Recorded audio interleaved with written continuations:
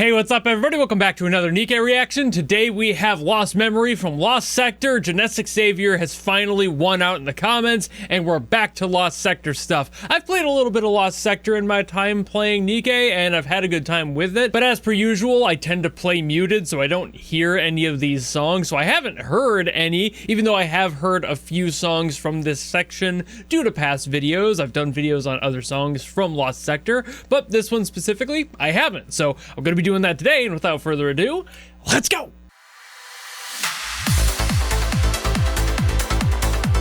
Hell yeah. It's always good to be back in the vibes.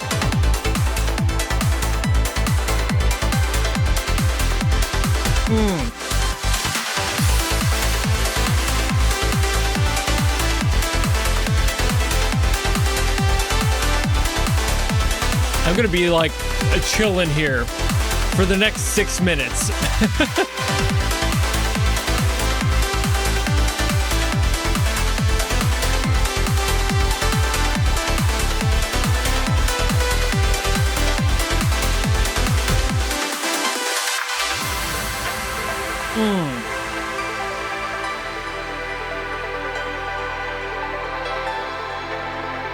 This is the sort of thing I wish I had like rave lights for.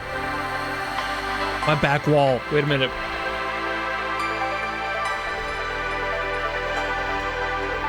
It's been a while. I kind of forgot I could do this.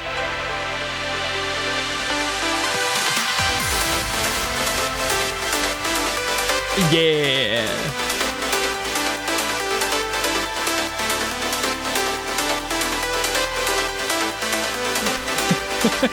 Just blinking.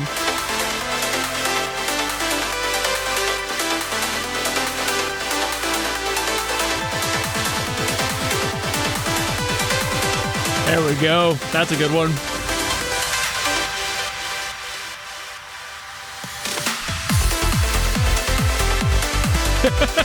It's just the one light in the background.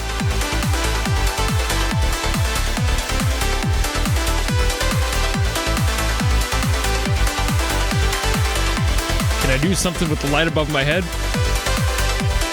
Maybe.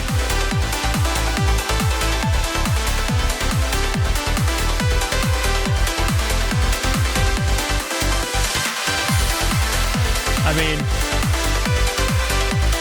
it is, but it's not. You can't really see much of it. You can kind of see it in my hair. All right, don't mind me being an idiot.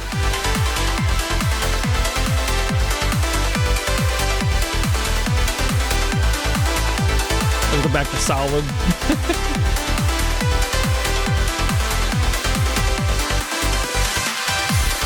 I mean, I'm just vibing. I knew it would be the case.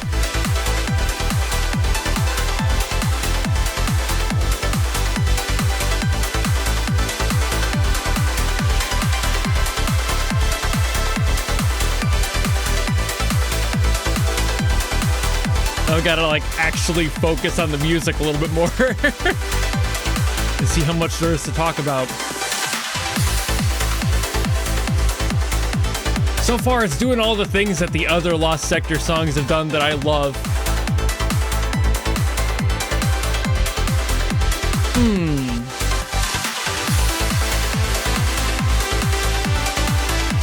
Maybe this time I'll get more into the music theory.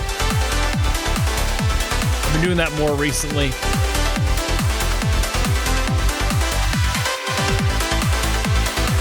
But I mean, these heavy reverb synths, they're such a vibe, dude.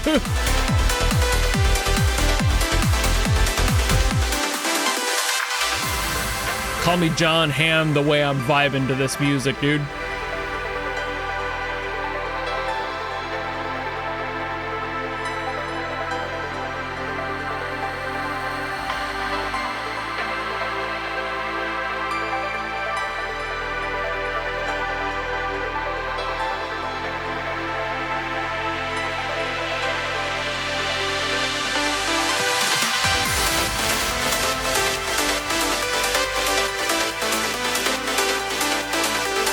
It's just, oh man, I wish I knew why this hit so hard. I know part of it's nostalgia. I've talked about that before, but there's got to be like a deeper psychological reason as to why this sound does what it does.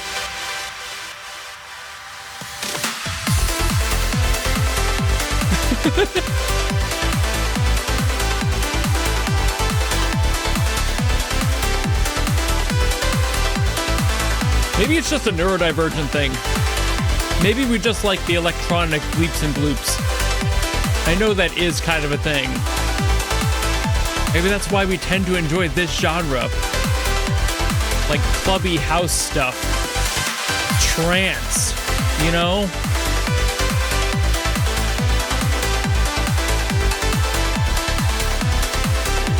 It's gotta be one of those, like, if you feel it, you do, and if you don't, you don't.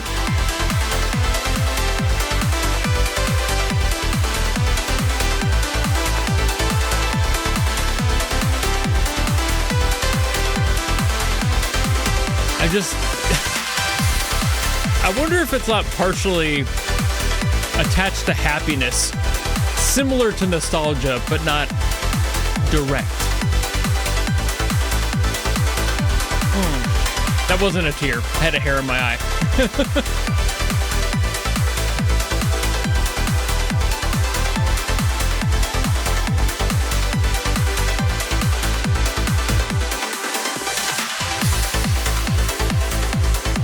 That's why I kind of wasn't worried about listening to it too closely at the start, because I knew how long it was, and that due to the genre, it is going to be fairly repetitive. But that's exactly why it just kind of slaps and it hits this specific part in your brain.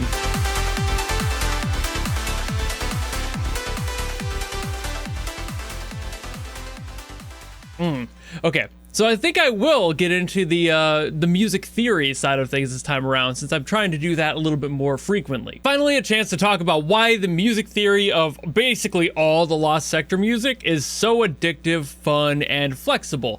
It's mostly in the key of C major. That is one of the most, if not the most common keys ever in music. It is so useful and so simple to learn, but as such, it's extremely easy to categorize into that familiarity that we all hear in a lot of pop and such, and it's all the white keys on a keyboard. Basically, if you're playing piano, hit all the white keys, there you go. You're playing in the key of C or A minor, depending on what you want to do, but mainly C major, and that's kind of what I think is going on here. I mean, again, it could be either or, it very well could be A minor. I'm assuming it actually might be, based on where the bulk of this song kind of like lends its focus and the melody. Usually those are more dominant around the root note, which in the case of C major would be C and A minor would be A. So it's all the same notes for both of those chords. That's what relative keys are for. At the same time, the approach is different depending on where you start the scale. So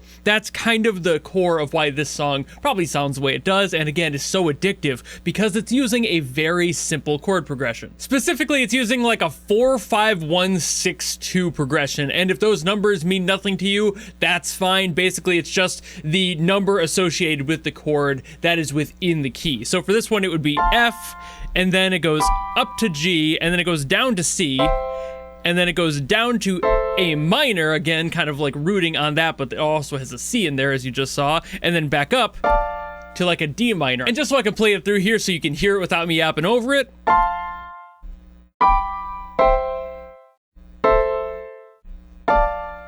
And I'm pretty sure that's it. Obviously, that's just like the baseline chords. There might be a little bit of a difference in there, but I'm pretty confident in that one. I'm fairly certain that's the chord progression. And there is going to be variety in there. Obviously, you have other instruments going on, other synths, other samples, and you're going to have some stuff doing other stuff. And like I said, I'm kind of figuring this might be A minor based on where the root of that lead stuff is like taking place. It's right around that A minor area. You do not have much going on like this high up, but you do have stuff basically, it's like all stuff right in the center area. So between like the E minor, the F, the G, and again up there at that A minor, that's kind of where it starts. It just kind of is in there. You know how that would feel, right? Like, you've heard the song, you've heard those notes individually played, they were on the synth in there, that lead synth, and that's just where the bulk of the song kind of latches in, and it just makes itself known that that is the key, that's the root. Stick your melodies around those roots and you can basically never go wrong. But in general, this is just another one of those trancey songs, which again, the key of C is so common in trance in general, but they're always such a vibe, and it's always how to approach the music. For this one, lots of synths, lots of reverb, just egregious amounts of reverb, and playing around with that space a little bit, especially in the leads. For trance, the bass line of the chord progression and what you do to that top line, that like lead synth on top, is what makes the song sound so much more unique to itself. And you can play around with whatever you want to do in there. There's really plenty you can do, especially in the key of C, where you don't have to worry about any of the black keys. It's super easy just to bounce around and be like, oh, that sounds kind of neat, and then you record that, and there you go, you have like the basic components of a trance song right there. It is so much fun to do. But man, it's so good the way that these songs are like mixed and mastered and approached, because like, sure, it might be basic when it comes down to the core of the music theory. What's making this song is going to have simple roots. That's kind of the vibe though. That's exactly why it's so easy to get into, why it's so easy to attach to. Like, obviously I said that earlier, but just to kind of retouch on that, that's exactly why. These sorts of simple progressions, these sorts of standard progressions like the numbers I listed off earlier, that is a very standard progression. It's not like he's breaking any music theory concepts by doing this sort of thing, but it's always how you do it and what you do with it that makes a song so good. And for basically all of trance, it's just, does it vibe or not? Again, you can have the most basic shit ever, but just as long as you're putting a huge amount of effort into what the song sounds like, but not like, okay, don't push it, you know? Like, the factor of trance that makes it also approachable is that there's not a bunch of shit going on, it's just a couple of layers. You want to find that happy medium. I'm not saying like throw in every single possible layer or anything, but at the same time, there is that core of simplicity while also having enough complexity that makes your mind kind of wander, and especially hitting certain chords that make your brain kind of wake up and go, ooh, that's different, you know, like just standard stuff sometimes. But like that one, for example, wasn't in here to my knowledge, but that's an interesting one. You have an F and a G right next to each other, so it's just an interesting sort of thing to do. And again, do whatever you want, but there's lots of jazziness in there too. You have plenty of room to play around in music. So when you come to people who are making songs like this that are simple, that's where they get their funk from. That's what gets their song going, ooh, that's different. That's a little bit more like adventurous, you know, it kind of wakes you up a little bit. Messing around with like those chords in there, not the standard ones, that's for the bass line. Do everything else in something that's a little bit less conventional. Like, actually a direct example here, the core of that lead I mentioned earlier is right around this range, which is the E7 sus4 cluster.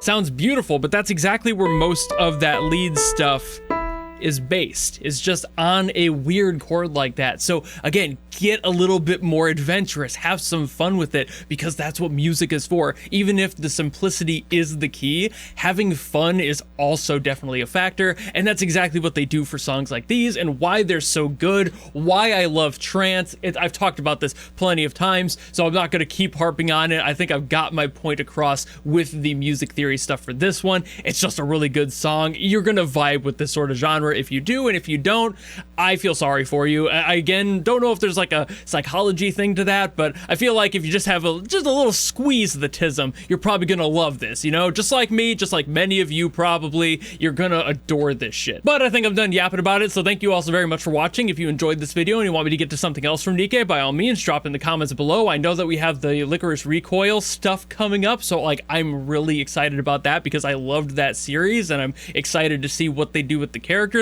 Hopefully nothing too horny. I don't want my daughters to be a little too horny, you know what I'm talking about? But obviously I'm still excited for the event nonetheless, so let's all see what that has in store for us when it does come out. And as of recording, it hasn't yet, so here's hoping. So if you want to request something from that, by all means do so, but if you don't want to do any of that, maybe just want to follow me and support me for more stuff coming in the future, you know how to do all that, and I'll see all of you in the next video. Goodbye!